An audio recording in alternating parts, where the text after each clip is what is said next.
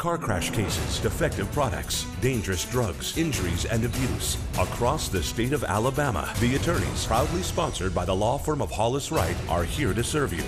Your tough legal questions answered by our experts. The attorneys, with Josh Wright from the law firm of Hollis Wright and host David Lamb.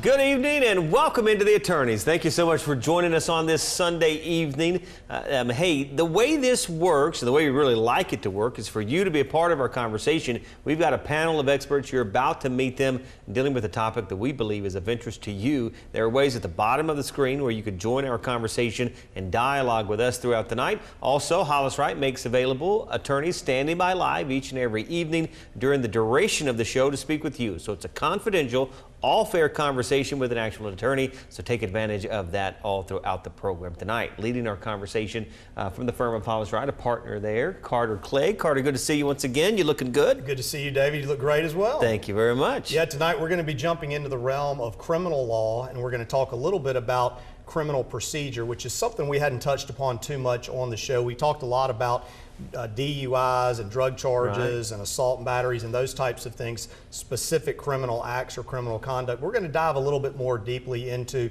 the criminal process itself from beginning to end, going from arrest through trial. Good. And we're very fortunate tonight to have Dani Bone here with us from the Bone Law Firm in Gadsden. He was kind enough to drive down and join us here this evening, so we really appreciate you being here with us. He practices in the Gadsden area with his son, Sam Bone, who's been on the show with you in the past, but he's not with us here this evening. But Dani, thank you so much for being here with us. Thank you very much for having me. It's my honor to be here. I guess we'll start out by just asking, I'm going to give you a softball question. Tell us, how is criminal law different than civil law? Criminal law would be different in that civil law would be where somebody may have, due to negligence, hurt somebody else, and there would be monetary damages. Criminal law would be a violation of a municipal ordinance, a state statute, and or a federal law. Yeah, and I tell people all the time, we try civil personal injury cases at our firm, and when I do voir dire or jury selection, when I'm questioning sort of members of the panel, I always kind of ask them, do they understand the difference between civil and criminal law? And I explain to them that this is strictly a civil case. Nobody's going to jail. This is about a claim for monetary damages because somebody got hurt. And sometimes people don't really realize that there's that distinction there. Yes, I would agree. The difference would be, again, monetary damages where you're trying to make somebody whole in a civil case, and in a criminal case, hold somebody accountable and or punishment.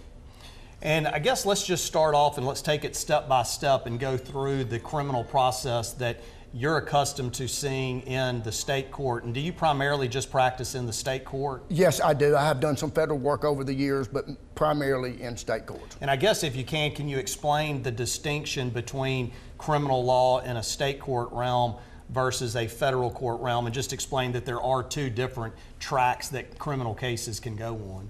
Well, generally, a state charge would be a violation of a statute 13A in the state of Alabama, which would be, again, primarily just a state issue.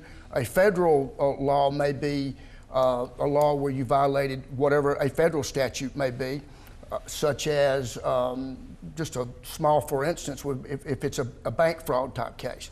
You send a fax out from your bank to whoever the lending company may be, then all of a sudden you've got a mail fraud charge. So state laws would be have to do with state statutes, again 13A in the state of Alabama, a violation of such, and or federal law would be a violation of some type of federal law. And a lot of times what I think we see in the federal court system is criminal activities that involve interstate activities. In other words, it's not well defined or taking place just within one state. For instance, you might have a drug distribution enterprise where people are distributing drugs all throughout the country and those types of things. That would be correct. Okay. Whether you're in federal court or state court, I do think that the procedural steps that an individual charged with a crime goes through is very similar. So let's just start with the arrest and kind of walk our way through the criminal process. And a lot of people think, I guess, that all crimes start with the police officer arresting them right there on the spot, but that's not always the case. There's sometimes behind the scenes steps, either through a grand jury indictment and those types of activities that can precede an arrest. But talk a little bit about that. As a general rule, you're arrested, and what an arrest may mean is that you're not free to leave. You're being detained. As far as what the procedure from there would be, you would be arrested. You're not free to leave, but there may be times, again, where there might be an investigation. It might be an investigation where the police or communicate with family members, and/or somebody may come in and make a complaint. Somebody's stole my lawnmower. Someone has harmed me, injured me, whatever it may be. They'll take the statement of the complaining witness, whoever that may be, and then they may go and interview and/or try to question the person that may be the suspect of what this wrong may be or this crime may be. And in some instances, are cases presented before what we call a grand jury, and the grand jury will actually hear witnesses presented by the prosecutor, and they will go through a lot of documentation, and then from there, if a person is indicted, does an arrest sometimes come after an indictment? Yes, an arrest would come after an indictment, and/or it can come before an indictment. It can come and it can come after an indictment, and even if you've already been previously arrested, the grand jury could change the charges, up the charges, whatever they may be, and you could end up getting arrested again. As a general rule, after you've been indicted, you will not be arrested again. All right. And then once you're arrested and taken into custody, do you have to remain there all the way through trial? Are there opportunities to get out on bail and get bonded out? Talk a little bit about the bail bonding process. As a general rule, if you've been charged with a crime, according to the circumstances, for instance, a capital murder charge, there will be no bail as a general rule in the state of Alabama.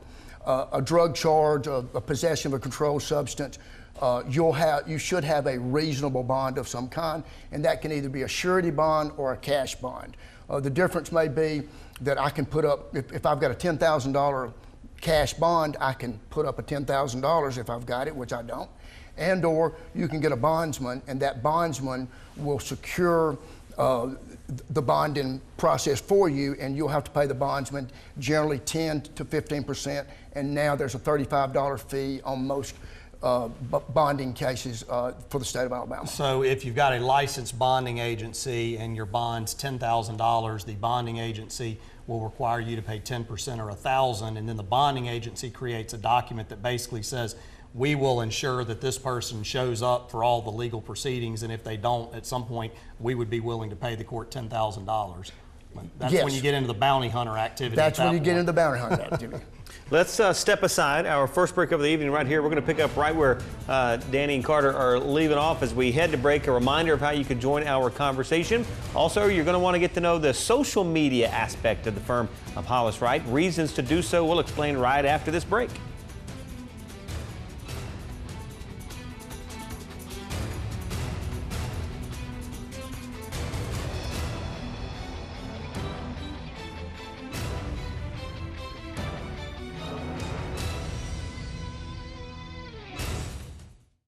I'm Josh Wright with the law firm of Hollis Wright, a personal injury law firm. Thank you for watching The Attorneys. Now, we hope you, a friend, or a loved one never needs legal counsel for a case. But if you do, the goal of the show is simple. Provide answers and legal counsel when you need it the most. Your call to the show is free, so if you have questions specific to the show or related to other accident or injury-related topics, you can call, email, or text us. Or you can also follow us on Facebook or Twitter, or simply contact us by going to hollis-wright.com and click on the Contact Us link. We know your time is valuable, so thank you for spending it with us watching The Attorneys.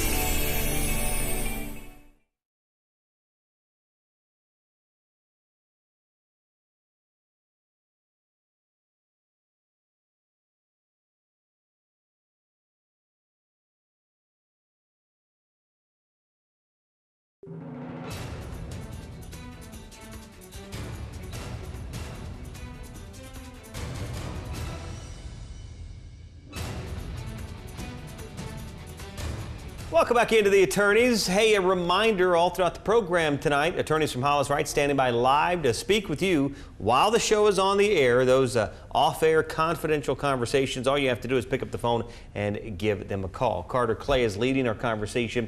Carter, you're a partner at the firm. One of the things you all, I think, do a great job of is educating and informing folks and using social media to do that. Yeah, absolutely. And one of the neat things that we've started to do from time to time is have a contest that people can enter by going to our Facebook page or our Instagram page. And in this particular contest, we're going to be giving away 2 Alexa Echo Show systems that people can utilize in their house. Reading the box here, it's a really great opportunity, an educational tool for your household, for your family and friends to come over. It can give you weather updates, weather alerts. It can tell you what your calendar says you have to do on that particular day. And so what people can do is they can go to our Facebook page and they just like and share the contest post and go to our Instagram page and like and follow us on Instagram, and they will be automatically entered in the contest. And on June 5th, on Tuesday, I believe that's June 5th at noon, we will do a Facebook Live drawing, and we're going to draw 2 winners, and each one of those winners will get one of these great systems. You'll be the coolest kid on the block, I promise, because this is the latest and the greatest here. And again, just search the firm Hollis Wright there on Instagram as well as Facebook to find them. Carter? All right, Danny, when we took a break, we were talking about the bail bonding process, and we had talked a little bit about that. But who actually determines, or what determines, the amount of the bond for the particular crime? Does a judge do it for every individual case? Is there a statute that kind of sets out recommendations for what a bond amount should be? There's a statute that sets out what a minimum and a maximum amount of what a bond should be. That being said and done, it's going to be up to a district court judge in the state of Alabama to set the bond, and that will be generally based on some recommendations and or some input from maybe from the police officer, the arresting officer, and or maybe from the district attorney's officer. As a general rule, it's statutory, and the district court judge is going to set the bail amount. And with the exception of the capital murder charges that you mentioned a minute ago, how quickly, is there a time frame that they're required to attach a particular bond amount to a person's crime that they've been charged with? They have a reasonable amount of time, about 24 to 36 hours. They have to set a reasonable bond. Right. I think it's 36 hours that they have to set a bond. And whether the person gets out on bond or does not get out on bond, what is sort of the next step in the process? Is it the arraignment? Would that? Let's say you get out on bond. The next thing really would probably be a preliminary hearing. Okay. And the preliminary hearing, again, it's going to be a district court judge in the state of Alabama, and he's going to decide at that point in time if there's reasonable cause for the state to go forward with their case, and that the evidence shows that a crime was committed, whether or not that the person that's being charged is guilty of that crime or not, that a crime was in fact committed, and that the case is going to move forward to the grand jury. Okay. And what takes place in that preliminary hearing specifically? Are they presenting evidence or witnesses, or is it the prosecutor just laying out the charges and what he anticipates the evidence will show? It's what the prosecutor would anticipate what the evidence would show, and as a criminal defense lawyer, at that time I also have the opportunity to question those witnesses and or to present witnesses of my own in an attempt to prove to the court that there is not a probable cause to go forward with an indictment. All right, and let's deviate just for a second, because I think it's important for the viewers to understand all of this. Each county in the state of Alabama is assigned to a particular circuit that has circuit court judges, and those circuit court judges will oversee criminal charges being brought in those counties that they cover, and those criminal charges are prosecuted by the district attorney's offices within those circuits or those counties. Is that correct? Yes, sir. That's correct. Okay. And after you have that preliminary hearing, assuming it goes to the grand jury or the judge finds that there's sufficient evidence to hold the person over, what would be the next step in the process? The next step after that would be, it goes to the grand jury and they're formally charged, and then there would be an arraignment. An arraignment is what I would tell people. That's when the state of Alabama would give you the opportunity to know that you've been formally charged with this crime and in front of the world, instead of the police coming to get you and throwing you in a dungeon and saying you've been charged with a crime, nobody knows where you are. You have the opportunity to be told in front of the world and or your peers that you've been charged with a crime. And is that kind of the arraignment, the process we see from time to time in movies and TV shows where they have the defendant stand up and ask them, how do you plead? And then they say not guilty or guilty? Yes, yes. And as a general rule in the state of Alabama, what we're going to do is we're going to plead not guilty and waive that arraignment process. All right. And then after the arraignment process, then what would be sort of the next step? The next thing would be we start setting cases for trial. And during that time, either before you get to a trial date and or when the time comes up for a trial, it's not just going to be your trial that's set that day. For instance, today in Etowah County, there's probably 200 cases on a docket. You have an opportunity at that point in time to not go to trial and negotiate some kind of plea deal with the state if possible, and or if not, then get ready to go to trial. And if you go to trial, obviously there are pre-trial motions, what we call motions in limine in a civil context. But talk about the pre-trial motion process as far as a defense lawyer is concerned and a prosecutor is concerned. Well, we're going to do some motions in limine also. We're going to file motions and try to exclude certain evidence. We're going to file motions to attempt to 404B to argue what may be hearsay, what may not be hearsay, what evidence may be admitted into the courtroom, statements against interest, statements I may or my client may have made or somebody else may have made. And we got to take a break? Yeah. I'm flying by. I know, the time does fly. Time for our second and final break of the evening. As we do so, how you can join our conversation. We'd love to have you do so. Also, if you're going to take advantage of the opportunity to win this Amazon Echo show, be sure and head to the Hollis Wright Facebook page as well as Instagram there to enter to win. Stay tuned. More of The Attorneys coming right up.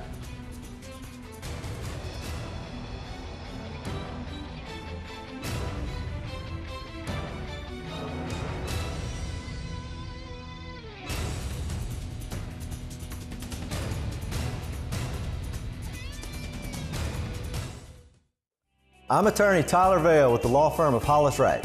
Many people ask the same question: why should I hire a lawyer? While there may be some legal situations that do not require you to hire a lawyer, the clear majority of legal problems would certainly benefit from having competent counsel involved. To begin with, the law is complicated. Even experienced lawyers typically do not represent themselves in court. A solid case with clear liability can quickly unravel without the help of a trained attorney. Lawyers understand the rules of evidence and know how to properly lay a foundation to get critical evidence and testimony admitted into court. Lawyers are trained to recognize legal problems early on in a case and can help avoid pitfalls that unrepresented individuals may fall into. Lawyers can also increase the value of a case by getting experts involved to help prove additional damages that an unrepresented person may not realize they are entitled to. An experienced lawyer has probably worked on cases like yours and can give insight to negotiating a fair settlement based on recent jury verdicts and settlements that unrepresented individuals may not have access to. Another important reason to hire an attorney is because the person or business you sue will likely have legal representation themselves. Non-attorneys are generally at a disadvantage when squaring off against opposing counsel or doing business with another party that has legal counsel. The law is complicated, and an attorney who is representing your adversary may try to take advantage of you. Our law firm offers free case consultations that allow you to meet with us for free during a face-to-face meeting, where we can discuss the type of case you have, the potential value of your case, and your likelihood of success. This initial meeting can help you decide whether you need to hire a lawyer.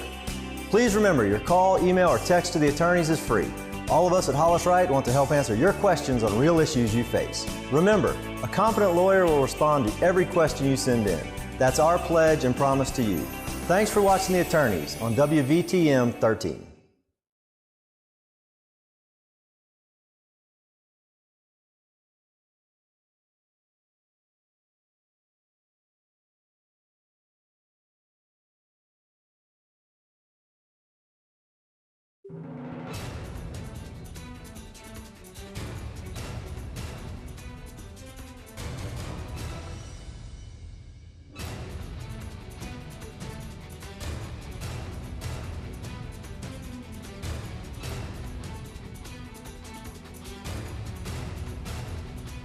Welcome back into the attorneys. We're in the final 10 minutes of the program, so the clock is ticking. If you want to take advantage of the opportunity to speak with an attorney from Hollis Wright, standing by live right now, so take advantage of that opportunity. Pick up the phone and give them a call. Card.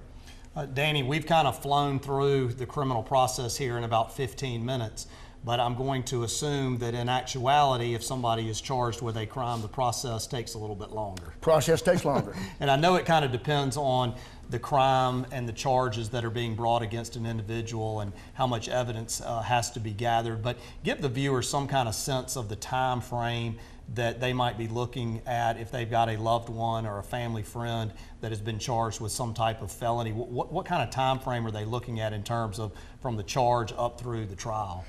As a general rule, people will come to me and say, I've been charged, how long is this going to take? I want to go ahead and get it over with. And my comment back will be, I want to get it over with too, but I want to get it over with in a way that's going to be favorable to you. We can get it over with today in a way that's not favorable to you. Now, how long that process is going to be? It's going to take time for the preliminary hearing. It's going to take time to get indicted and have the arraignment, and then they start setting it for trial. As a general rule, I'm going to say 6 months, a year, sometimes 2 years or longer before we end up in a courtroom. Yeah, and I mean, I think it's important for people to understand, because we confront that same issue in the civil cases, is that people have to understand that the judges that are assigned to their particular case, whether it's civil or criminal, they've got hundreds of cases that are pending before them. And most judges are going to want to try and dispose of the older cases first and move towards the more recently filed cases or criminal charges and those types of things. And so it does take time. Sometimes you get ready for trial, sometimes your case gets continued or postponed because the judge has to try another case, and that just happens. That's correct. And I'll tell clients that until we get to a courtroom, nothing bad can happen for sure. Yeah. If you're out on bail, at least you know that your liberty is not going to be taken away until you get back before the court of trial. That's correct. That's a good point. Question we've got here, and it's a question we get a good bit, but the question is about, when do you know is the right time to hire an attorney? When should an attorney be brought into the process, would you advise? My advice generally is, if somebody even asks the question, do I need a lawyer, more than likely you need a lawyer. If I've been charged, if a police officer would want to talk to me about an alleged crime, my advice would be, you have the right to remain silent. Use it. Immediately consult and or retain an attorney. To both of you, just to follow up to that question, what do you all see with people whenever they delay trying to save money or don't think it's as big of a deal? What are the consequences of waiting to hire an attorney, whether doing that on the front end? What have you all seen? That my concern would be that a client or a potential client would make statements against their own interest, and or at times people try to talk themselves out of situations, and then when they do, they put themselves in a worse situation than they were. If they've got the evidence to charge you with a crime, so be it. Don't help them by giving them information that they don't have. You have that right to remain silent, so remain silent. Yeah, and it all comes back to prejudice. I mean, is really what we're talking about, because the longer you delay in hiring an attorney, the more you're setting yourself up for saying something and doing something during the course of your interaction with law enforcement that is going to prejudice any case that's brought against you.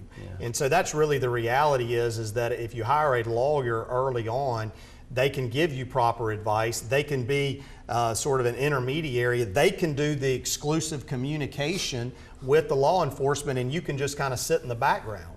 And so it provides a really nice buffer between the suspect or the person that's been arrested and law enforcement. Gives them additional protection. I would agree.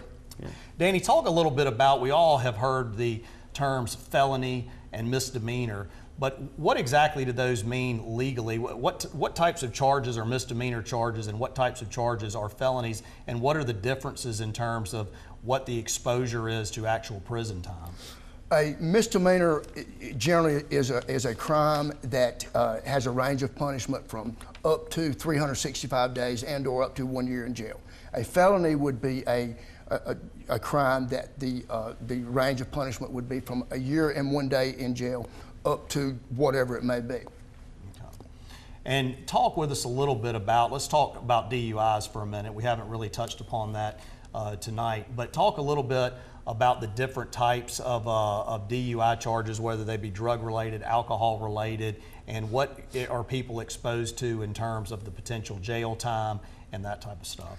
A first DUI you're going to, as a general rule, the Department of Public Safety is going to, if you don't appeal the suspension of your driver's license within 10 days of after getting this DUI, the Department of Public Safety in the state of Alabama is going to suspend your license for 90 days.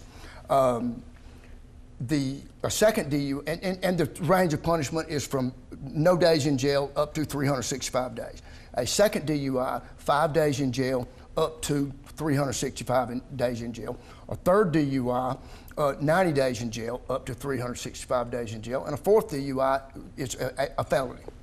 Yeah, and this is an area of law that is a bit unfamiliar to me because I don't practice criminal law, but I used to know a lot about the DUI charges, but the law seemingly has changed a lot over the last 5 to 7 years in terms of the potential punishment that you can have if you get so many DUIs in such a period of time. Is that accurate? Yes.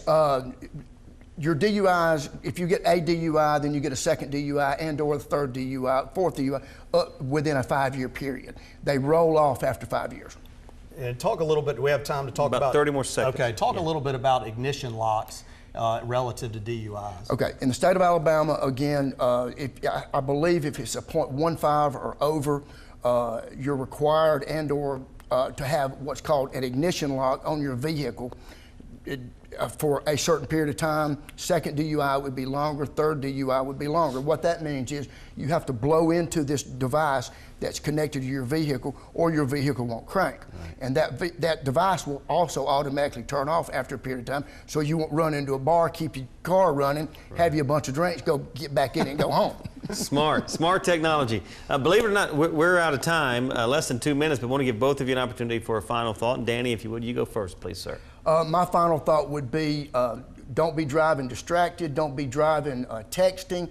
If you'll notice, police officers on the side of the road these days, from time to time, they'll have a little device that can tell whether or not that you are using your data on your phone. So my advice to you would don't be drinking and driving, and don't be driving distracted. Real quick. And I think I would just kind of reiterate a point that he made earlier, and that is that don't always wait until you actually get arrested before you go and hire somebody like Dani or any criminal lawyer. I think a lot of people make the mistake of thinking, well, they want to talk to me, they want to ask me questions, and law enforcement people are creative in that regard. I mean, they will maybe perhaps indicate to you that you're not the target of their investigation, but you may become the target of their investigation just in their fact-finding exercises if you say the wrong things and disclose information to them. And so Dani made a great point earlier that if you're even thinking along the lines of, do I need a lawyer? You need a lawyer.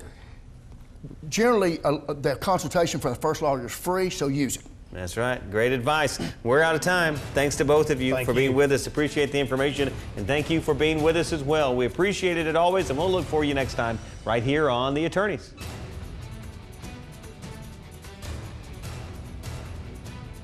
Thanks for watching The Attorneys, sponsored by Hollis Wright.